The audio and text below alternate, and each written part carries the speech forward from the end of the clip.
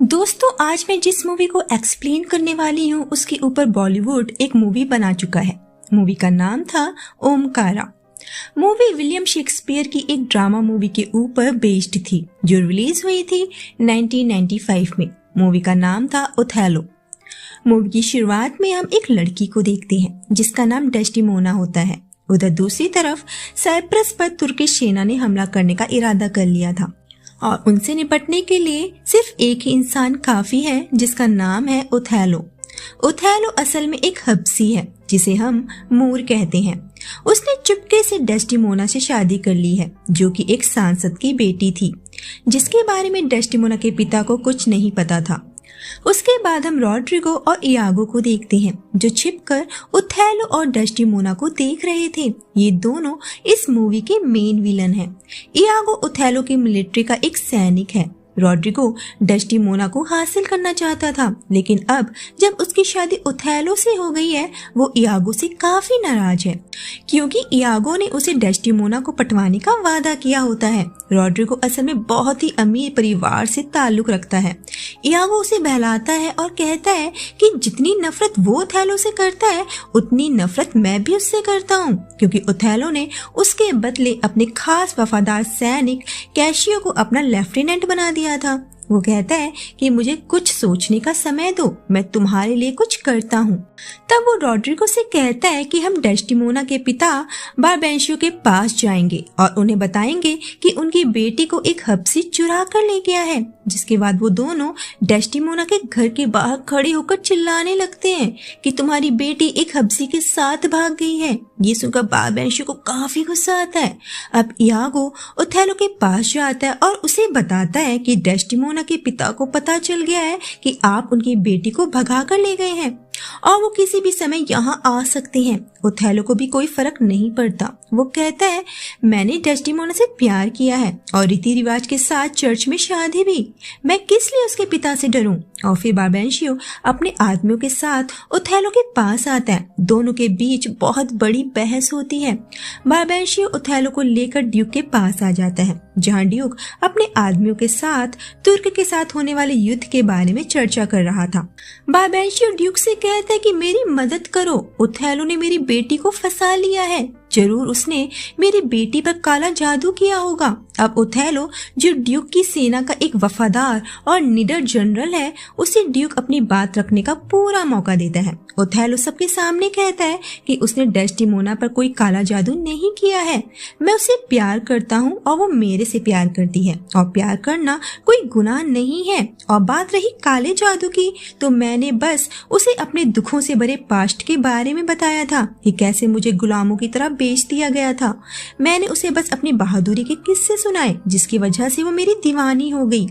अगर आपको मेरी बात पर यकीन नहीं है तो आप खुद डेस्टिमोना को यहाँ बुलाएं और उसकी जुबान से सारा सच सुने। अब ड्यूक डेस्टिमोना को बुलाते हैं और डेस्टिमोना भी ओथेलो का साथ देती है और अपने पिता से कहती है कि जिस तरह से मेरी माँ आपसे प्यार करती थी वैसे मैं भी ओथेलो से प्यार करती हूँ, और जिस तरह मेरी माँ अपने पिता से पहले आपके बारे में सोचती थी वैसे मैं भी आपसे ज्यादा अपने पति को महत्व दूंगी। इसमें कोई गलत बात नहीं है। अब ड्यूक अपना दिमाग लगाता है और सोचता है कि तुर्क भी उन पर हमला कर रहा है और डेस्टिमोना भी ओथेलो का साथ दे रही है, तो वो ओथेलो के पक्ष में अपना फैसला सुनाता है। वो उन दोनों की शादी को लीगल घोषित कर देता है और ओथेलो को तुरंत तुर्कों के खिलाफ लड़ाई में जाने का आदेश देता है। डेस्टिमोना भी ओथेलो के साथ जाने की परमिशन मांगती है क्योंकि उनकी अभी अभी शादी हुई थी। ड्यूक उसे साथ में जाने की परमिशन दे देता है। ना चाहते हुए भी बारबेंशियो को उनकी शादी को मंजूरी देनी पड़ती है। ड्यूक बारबेंशियो से कहता है कि ओथेलो बाहर से जितना काला दिखता है अंदर से वो हमारे से भी ज्यादा साफ दिल का इंसान है, इसलिए उसके रंग पर मत जाओ, इससे ज्यादा अच्छा दामाद तुम्हें नहीं मिलने वाला। डेस्टिमोना ओथेलो के साथ साइप्रस के लिए रवाना हो जाती है और साथ में इयागो और रॉड्रिगो भी थे। इयागो अभी भी रॉड्रिगो को बहला रहा था कि ज्यादा परेशान मत हो यार, जल्दी डेस्टिमोना उसकी बाहों में होगी। जब ओथेलो साइप्रस पहुंचता है, मोंटेनो उन्हें बताता है कि तुर्की सेना को एक समुद्री तूफान ने बर्बाद कर दिया है और अब हमें उनसे कोई खतरा नहीं रहा। उसके बाद हम कैशियो को देखते हैं, जो ओथेलो का वफादार दोस्त और उसका सेनापति भी है। डेस्टिमोना से भी उसकी अच्छी खासी दोस्ती ओथेलो ने करवा दी थी। अब ओथेलो की नई नई शादी हुई है, इसीलिए वो सारी जिम्मेदारियां कैशियो के ऊपर डालकर कमरे में चला जाता है। उधर इयागो भी ओथेलो से बदला लेने का प्लान बना रहा था, जिसके 2 कारण थे। पहला मेन कारण तो ये था कि ओथेलो ने उसके बदले कैशियो को अपना लेफ्टिनेंट बना दिया था, और दूसरा कारण ये था कि इयागो की जो वाइफ है एमिलिया, इयागो को ओथेलो के साथ उसका अफेयर होने का शक है। अब जब ओथेलो डेस्टिमोना के साथ अपने कमरे में है, इयागो प्लानिंग करता है कि किसी न किसी तरह क्यों ना वो कैशियो को शराब पिला दे। और जब वो कैशियो को शराब पिला देता है, उसके बाद वो मोंटेनो, जो उनका गवर्नर है, कैशियो को उसके साथ लड़वा देता है।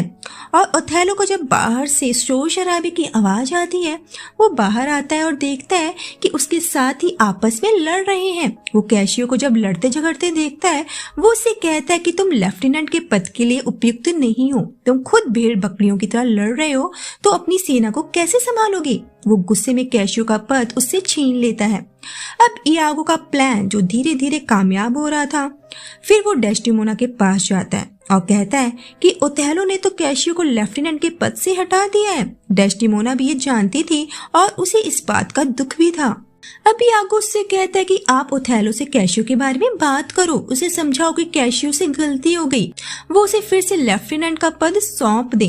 डेस्टिमोना सोचती है कि इयागो बात तो ठीक कर रहा है, कैशियो मेरा भी अच्छा दोस्त है, सबको हंसाता रहता है, उसके साथ ऐसा नहीं होना चाहिए। अब डेस्टिमोना से बात करने के बाद ओथेलो उसकी बात मान जाता है और उसे वापस से लेफ्टिनेंट बना देता है। अब इयागो, जिसने इतनी तगड़ी प्लानिंग करके कैशियो से उसका पद छीना था, उसने वापस से उसे वो पद दिलवाने की कोशिश क्यों की। अब दोस्तों, यहाँ इयागो बहुत बड़ी प्लानिंग कर रहा है। वो ओथेलो को कैशियो और डेस्टिमोना के खिलाफ भड़का रहा था।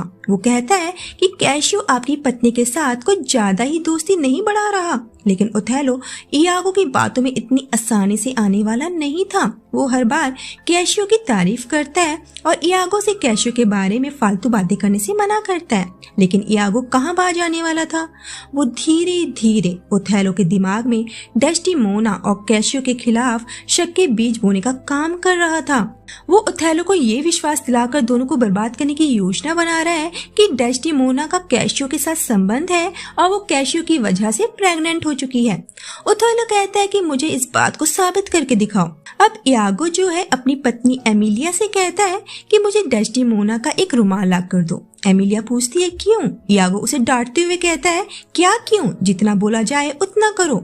अब एमिलिया डेस्टिमोना के कमरे से उसका एक रुमाल ले आती है बिना उसकी जानकारी के और इयागो को दे देती है। अब इयागो क्या करता है, उस रुमाल को चुपके से कैशियो के कमरे में रख देता है। वो ओथेलो के पास आता है और कहता है कि जनाब, आपको प्रूफ चाहिए था ना कि कैशियो और डेस्टिमोना के बीच कुछ चल रहा है। मैंने कैशियो के कमरे में वो रुमाल देखा जो आपने डेस्टिमोना को अपने प्यार की निशानी के रूप में दिया था। अब ओथेलो को अपने ससुर बारबेंशियो की एक बात याद आती है, जिन्होंने कहा था कि जो औरत अपने पिता की नहीं हुई वो तुम्हारी कैसे होगी। अब ओथेलो डेस्टिमोना के पास जाता है और उससे वो रुमाल मांगता है जो उसने डेस्टिमोना को दिया था। डेस्टिमोना उस रुमाल को बहुत ढूंढती है, लेकिन उसे वो नहीं मिलता। अब ओथेलो को काफी गुस्सा आता है और उसे लगने लगता है कि इयागो ने जो कुछ भी कैशियो और डेस्टिमोना के बारे में उसे बताया था वो सब सच है। उधर कैशियो को भी नहीं पता था कि वो रुमाल किसका है। वो उसे अपनी प्रेमिका बियांका के हाथों में रख देता है जो उसके साथ सो रही थी। ओथेलो गुस्से में बाहर आता है और इयागो को अपना लेफ्टिनेंट बनाते हुए कहता है कि जाओ उस गद्दार कैशियो को मार डालो, मैं तुम्हें 3 दिन का समय देता हूँ। उस रुमाल की वजह से बियांका और कैशियो के बीच भी दरार आ गई थी। बियांका को लगता है कि कैशियो का किसी दूसरी लड़की के साथ अफेयर चल रहा है। इयागो फिर ओथेलो से कहता है जनाब, मैं कैशियो को तो संभाल लूंगा, लेकिन डेस्टिमोना का क्या, उसने भी तो आपके साथ धोखा किया है। ये सुनकर ओथेलो गुस्से में लाल हो जाता है। इयागो उधर रॉड्रिगो को भी गोली दे रहा था कि मैं डेस्टिमोना को कुछ भी नहीं होने दूंगा, वो तो अब तेरी है, तू रात में मुझे मिल और मेरी कैशियो को मारने में मदद कर। उधर डेस्टिमोना भी अपने पति के बर्ताव से काफी दुखी है। उसे समझ नहीं आ रहा कि वो ओथेलो का प्यार वापस कैसे जीते, किस वजह से वो उस पर शक कर रहा है। ओथेलो से बढ़ती दूरियां उसे काफी परेशान कर रही थी। अब जब रात होती है, रॉड्रिगो कैशियो पर हमला करता है, लेकिन कैशियो उल्टा ही उसे घायल कर देता है। और जब रॉड्रिगो इयागो से उसकी मदद करने को कहता है, इयागो उल्टा रॉड्रिगो को ही मार डालता है। अब जब ओथेलो बाहर चीख की आवाज सुनता है, उसे लगा कि इयागो ने कैशियो को मार डाला है। उसे लगता है कि इयागो उसके लिए कितना वफादार है कि उसके एक बार कहने पर ही उसने कैशियो को मार डाला। उसे नहीं पता कि इयागो ने कैशियो को नहीं बल्कि रॉड्रिगो को मार डाला था, ताकि उसका सच ओथेलो के सामने ना आ पाए। अब ओथेलो ने सोचा कि कैशियो का काम तो तमाम हो गया, अब बारी थी डेस्टिमोना की।